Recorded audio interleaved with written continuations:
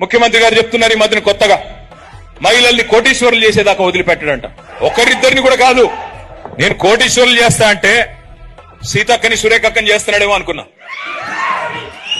కానీ ఆయనంట 1,00,00,000 మందిని కోటీశ్వరులు చేసేదాకా వదిలిపెట్టాడంట ఆయన. 1,00,00,000 మందిని, ఏది మొత్తం తెలంగాణలో. సో మనం నమ్మాలి. నేను ఒకటే కోరుతా ఉన్నా, మా సత్తుపల్లి వేదికగా, మా సత్తుపల్లి మా తమ్ముళ్ళు మా అన్నల సమక్షంలో ఒకటే చెప్తా ఉన్నా రేవంత్ రెడ్డి గారికి, అయ్యా కోటీశ్వరులను చేయడం దేవుడెరుగు, కోటీశ్వరులు చేయడం దేవుడెరుగు. నువ్వు దయచేసి లక్షాధికారులు చేయరని ఆయన వాళ్ళని. నువ్వు చెప్తేవి కదా 2,500 ఇస్తానంటివి కదా, సంవత్సరానికి 30,000, 5 ఏళ్లకి 1,50,000.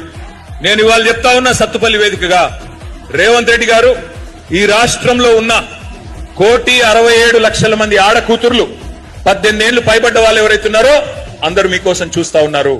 మీరు గనక 1,67,00,000 మంది ఆడ కూతుర్ల ఖాతాల్లో ఒక్కొక్కరి ఖాతాల్లో 1,50,000 రూపాయలు వేస్తే శాశ్వతంగా రాజకీయాలు వదిలేసి వెళ్ళిపోతా అని చెప్పి నేను వారికి విజ్ఞప్తి చేస్తా ఉన్నా.